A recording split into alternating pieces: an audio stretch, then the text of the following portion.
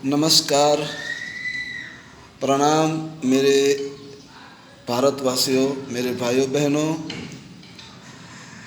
आज मैं आपके सामने फिर से इस वीडियो के माध्यम से आपके सामने हाजिर हुआ हूँ।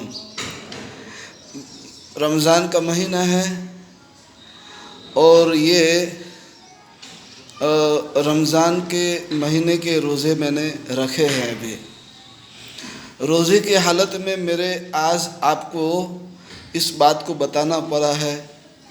ये महीना हमारी इबादत का महीना है, कुरान शरीफ की तिलावत करने का महीना है, रोज़ा, ज़कात, हज और अच्छे काम करने का ये महीना है। इस महीने को तमाम ऐसे नेक अमल को थोड़ी देर तक मैं मजबूरन छोड़कर आपके सामने ये सच्ची बात बताने के लिए आया हूँ। अभी अभी इस रमज़ान के अंदर, ये मार्च अप्रैल के अंदर 2023 का रामनवमी का त्यौहार आया। हमारा रमज़ान भी शुरू है। इसके अंदर मैंने अभी अभी अखबारों के अंदर पढ़ा है कि बड़ौदा की क्राइम ब्रांच पुलिस होती है, उन्होंने 2 मुसलमान के बच्चों की पहचान कर ली कि वो मस्जिदों के ऊपर तलवारें लहराते हैं और उनको गिरफ्तार कर लिया। अब मैं गुजरात की पुलिस को एक सवाल पूछता हूँ, इसका जवाब दे गुजरात की पुलिस, बड़ौदा की पुलिस। ये बजरंग दल वालों को क्या तुमने हर महीने ये हथियार, जाहिर में तलवारें घुमाने का परमिशन दे रखा है तुमने? ये हमारे मुसलमान के 2 बच्चों को तुमने गिरफ्तार कर लिया, लेकिन ये बजरंग दल के गुंडे, आतंकवादी, बजरंग दल, विश्व हिंदू परिषद के आतंकवादी, ये गुंडे लोग हर रामनवमी के अंदर ये तलवारें घुमाते हैं, भगवा झंडे हमारी मस्जिदों के सामने आके गालियाँ बोलते हैं, शराब पीकर और नंगी नंगी गालियाँ बोलते हैं। हमारे मुसलमानों की नमाज़ पढ़ते होते मस्जिदों में, उसमें वो घुस जाते हैं और मस्जिदों के मीनारों के ऊपर तोड़ फोड़ करके झंडे, वो भगवा झंडे लहराते हैं। ये सब पुलिस वाले देखते हैं। क्यों भाई तुम उनको गिरफ्तार नहीं करते? तुम इन विश्व हिंदू परिषद और बजरंग दल गुंडों का तुमने समर्थन किए रखा है, क्योंकि तुम्हारी ये सरकार है, गुजरात सरकार, और ये सरकार भी इस आतंकवादी गुंडों को समर्थन दे रही है, भगवा गुंडों को। इनको तुम नहीं पकड़ोगे। लेकिन हमारे जो 2 लड़के तलवार लहराते हैं, वो तो उनका सौ बचाव के लिए वो घूम रहे थे, क्योंकि ये बजरंग दल के गुंडे हमारी माँ बहनों के ऊपर बलात्कार करने के लिए जा रहे थे, हमारी मस्जिदों के ऊपर पथराव किया, मुसलमानों की कीमती दुकानें लूटी, शोरूम जिनके अंदर हज़ारों रुपयों के मोबाइल होते हैं वो सब लूट के चले गए। और ये बजरंग दल के गुंडे लोग पूरे भारत देश के अंदर आतंक मचा रखा है। भाई पुलिस क्यों तटस्थ नहीं रहती? पुलिस क्यों एक तरफा कार्यवाही करती है? अब ये गुंडे लोग कहते हैं हमें हिंदू राष्ट्र बनाना है, तो मैं कहता हूँ मेरे मुस्लिम राष्ट्र बनाना है। खालिस्तान कहते क्रिश्चियन का सिख लोग कि हमको खालिस्तान बनाना है। ये दलित समाज कहते हैं हमारे दलिस्तान बनाना है, हैं? अब ये लोग तमाम लोग कहते रहेंगे तो हमारे भारत की अखंडितता का क्या, हमारे भारत की लोकशाही का क्या, हमारे भारत का बंधारण का क्या फिर काम रह जाता है? ये सुप्रीम कोर्ट का क्या काम रह जाता है? कायदा कानून क्या रह जाता है? पुलिस क्या रह जाती है? अब ये सब लोग इस तरह बकते रहेंगे तो उनके सामने कार्रवाई करो। अगर कोई कहे कि हिंदू राष्ट्र बनाना है, वो भी आतंकवादी है, उनको पकड़ो। तुमने खालिस्तान को तो उन्होंने जो कहा, बराबर, सिख के लड़के ने कहा कि मैं खालिस्तान बनाता हूँ, तो वो भूगर्भ में चला गया, उसको तुमने आतंकवादी घोषित कर दिया फौरन, अब उसको तुम पकड़ रहे हो। लेकिन यहाँ ये बजरंग दल वाले, विश्व हिंदू परिषद वाले कितने वर्षों से खुलेआम बाज़ारों में बोर्ड लगा के रखते हैं, हर गांव के अंदर ऊपर बोर्ड लगाते हैं कि हिंदू राष्ट्र का गांव है और हिंदू राष्ट्र। तुम क्यों इनको पकड़ते नहीं हो? साबित हो गया कि दाल में कुछ काला है। दाल में कुछ काला नहीं, पूरी दाल ही काली है। इसलिए मैं विश्व की तमाम मानव अधिकार पंचों को गुजारिश करता हूं कि ये नरेंद्र भाई मोदी की सरकार के ऊपर तुम मुकदमा लगाओ और उनको अंतर्राष्ट्रीय अदालत के अंदर बुलाओ कि क्यों तुम मुसलमानों को तुम अत्याचार कर रहे हो, भारत के मुसलमानों के ऊपर। अरे भाई, ये मोहन भागवत जो बहुत बड़ा आतंकवादी झूठ है, आरएसएस, उसका जो मुखिया है, वो कहता है कि हम 2024-25 तक पूरे भारत को अखंड बनाएंगे। तो लोगों ने कहा कि कैसे अखंड बनाएंगे? कहाँ के बर्मा है, बांग्लादेश है, पाकिस्तान है, इंडोनेशिया है, ये सब को हम अपने भारत में मिला के अखंड भारत बनाएंगे। अब देखो ये मुखिया कैसा झूठ बोलता है। ये हो सकता है? अरे भाई, तुम यहाँ भारत के 30 करोड़ मुसलमानों को भी संभाल नहीं पा रहे हैं। अब ये बांग्लादेश के, पाकिस्तान के सब जो मुसलमान आ जाएंगे तो फिर तुम्हारा क्या होगा? तुम ये 30 करोड़ मुसलमान से तुम डरते हो, बराबर? तो फिर ये तमाम मुसलमान आ जाएंगे भारत में तो तुम क्या करोगे? अरे भाई, तुम अपने भारत के मुसलमानों को तो पहले संभालो तुम, फिर तुम अपना अखंड भारत बनाना। ये भारत है जो, इसको तो टूटने से बचा लो। लेकिन तुम है ना भागलावादी हो। 1947 के अंदर जो भारत का भागला हुआ ना, ये तुम्हारी वजह से हुआ है।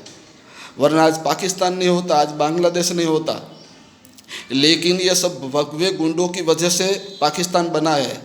और अभी तुम नहीं संभलोगे, मुसलमानों के ऊपर इसी तरह अत्याचार करोगे तो फिर नया एक पाकिस्तान बनेगा। और मैं खुद कहता हूँ, मैं खुद मांग नहीं करता हूँ अलग देश की, मुस्लिम देश की। अगर तुम हमको नहीं संभाल पा रहे, हमको तुम्हारे साथ नहीं रखना, तो तुम हमको अपना अलग देश दे दो। चलो, 30 करोड़ मुसलमान हम अलग होने के लिए तैयार है। अगर तुम हमको नहीं रखना, हमको रहना है, हम भारत में पैदा हुए हैं, भारत में ही रहना है, हमें भारत की मिट्टी में दफन होना है। लेकिन भगवे गुंडे लोग रोज़ाना हमारी मुसलमान बच्चियों के ऊपर रेप कर रहे हैं, मुसलमानों की मिलकतों को जला रहे हैं, लूटफाट कर रहे हैं, हमारी मस्जिदों के अंदर आग लगा रहे, मस्जिदों के अंदर हज़ारों कुरान शरीफ हमारा जला रहे। इसी तरह ये भगवे गुंडे लोगों को ये करना है, तो हमको अपना अलग देश दे दो। मैं मांग रहा हूँ, चलो मुझे दे दो। अलग मुस्लिम देश की मांगनी मैं कर रहा हूँ। भगवे गुंडे लोग, याद रखो, तुम्हारा अंजाम बहुत बुरा होने वाला है। अब ये तुम हैं नरेंद्र भाई मोदी, ये अपने राहुल गांधी जी के ऊपर केस कर दिया सूरत की अदालत के अंदर, 2 बरस की उसको सज़ा हुई हैं। किस लिए भाई? कि उसने मोदी के बारे में बोला। क्या गलत बोला? क्या नीरव मोदी वो गलत काम करके नहीं भागा? ये ललित मोदी है, वो गलत काम करके नहीं भागा। और ये नरेंद्र भाई मोदी ने ये गौतम अडानी के साथ मिलकर ना गलत काम नहीं किया, चोरी नहीं की। तो यही तो राहुल गांधी बता रहे हैं, जो है वो बता रहे हैं। लेकिन ये कोर्ट, सूरत की कोर्ट के न्यायाधीश है, वो भी इस भगवा गुंडों की सरकार के प्रभाव में आके ने फैसला दिया है।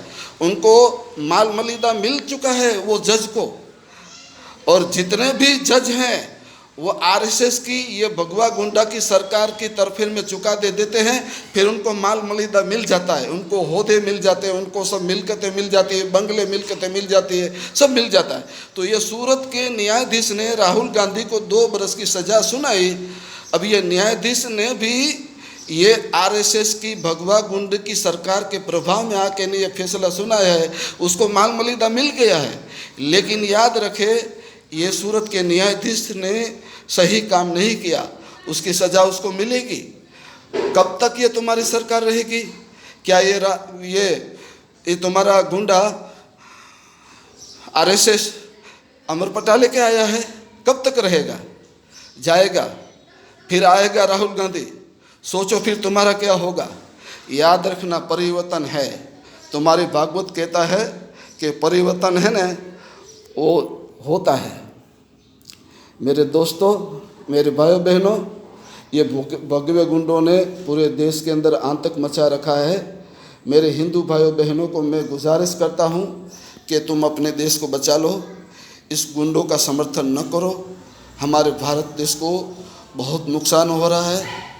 और राहुल गांधी तो फिर से संसद सभ्य बन जाएंगे और उनको मकान से निकाला है, मकान भी मोदी को देना पड़ेगा और राहुल गांधी फिर से संसद के अंदर आएंगे, याद रखना। लेकिन तुमने विदेशों में जाके ने कैसा बयान किया है मोदी साहब? 2014 से पहले विदेशों में कहा कि ये कोई देश है, ये भिखारी देश है, इसमें भारत में पैदा होना पाप है, हम ऐसे देश में क्यों पैदा हुए? तुमने ही बयान किया है। तो अब तुम्हारे ऊपर कौन सी मानहानि केस होनी चाहिए? तुमने भारत का अपमान किया है तो तुम पर कौन सा मानहानि का केस होना चाहिए? और तुमने मोदी साहब, तुमने ये हाई स्कूल, हार्वर्ड जैसी हाई स्कूल विदेश की के अंदर जाके पढ़े है राहुल गांधी, तुमने उनको बार बार पप्पू कहा, एक छोटी मछली कहा, हैं? तुमने क्या क्या कहा? और सोनिया गांधी जी के बारे में तुमने क्या कहा? तुमने कांग्रेस के बारे में तुमने क्या कहा? हैं? तुमने ममता बनर्जी को तुमने क्या किया? ओ दीदी, ओ दीदी। अब तुमने ये सब जुमलाबाजी की है तो तुम पर क्यों केस न किया जाए? और होगा। और नरेंद्र भाई मोदी, आज मैं रमज़ान के मेरे मुंह में रोज़ा है और मैं आपको बद्दुआ देता हूँ, श्राप देता हूँ। तुम्हारा स्थान और तुम्हारे जितने चमचे हैं उन तमाम का स्थान दिल्ली की तिहाड़ जेल में है और फिर कभी जेल में से छूटोगे नहीं। और जो सच बात बताते हैं उनको तुम अपनी हिटलर शाही की वजह से तुम उनको जेल में पुट देते हो। बड़े बड़े पत्रकारों को, बड़े बड़े सामाजिक कार्यकर्ताओं को तुमने जेल में खोस रखा है। तो तुम मुझे भी डरा सकते हो? तुम क्या कर सकते हो? हैं? ये भगवा गुंडों की सरकार क्या कर सकती है? तुम तानाशाह हो, बदमाश हो, तुम करके क्या करोगे? आतंकवादी हो, मुझे फांसी दे दोगे? हैं? मुझे जेल में पुर दोगे? मुझे डर नहीं, मैं सच बात बताता रहूँगा। और तमाम भारत की सुप्रीम कोर्ट के जो वकील हैं उनको तमाम को मैं गुहार करता हूँ कि तुम मेरी मदद करो और ये बजरंग दल को, विश्व हिंदू परिषद को और ये आरएसएस को कोर्ट के अंदर आतंकवादी झूठ साबित करने की मेरी सहायता करो, बरोबर। और नरेंद्र भाई मोदी, तुम्हारी आज से उल्टी गिनती शुरू। और तुम्हारे ये आतंकवादी जो चमचे हैं, बड़े गुंडे सब लोग, उनकी गिनती उल्टी हो चुकी है। तुम्हारे पाप का गरा भर चुका है। नरेंद्र भाई मोदी, तुम्हारे सामने जो कोई बोलता है फौरन तुम तमाम काम करने के लिए उसके पीछे सरकारी तंत्र लगा देते हैं। देखते हैं कि आदमी कैसा है। अगर पैसेदार है, करोड़ों रुपये उसके पास है, तो उसके पीछे ईडी लगा देते हो, सीबीआई लगा देते हो। और मेरे जैसा कोई फ़कीर है तो कोई छोटे पुलिस आएंगे, मुझे पकड़ जाएंगे, हैं? मुझे कोई फ़र्क नहीं। नरेंद्र भाई मोदी, मैं यहाँ भी बाहर रहता हूँ, जेल में भी रहूँगा, अल्लाह अल्लाह करूँगा, लेकिन तुम सब भगवे गुंडों का ये तुम सत्ता में छक गए हो। तुम्हारा दिन बहुत ख़राब होने वाला है। और ये काजल हिंदुस्तानी बदमाश लड़की कुत्ती, ये ऊना के अंदर, गुजरात के अंदर, ऊना के अंदर, मोरबी के अंदर जाके ने कैसे कैसे खतरनाक हिंदू मुसलमान के विरुद्ध में भाषण देकर हमारी राष्ट्रीय कौमी एकता को कितना तार किया है। उसको तुम पुलिस वाले पकड़ते नहीं हो तुम, हैं?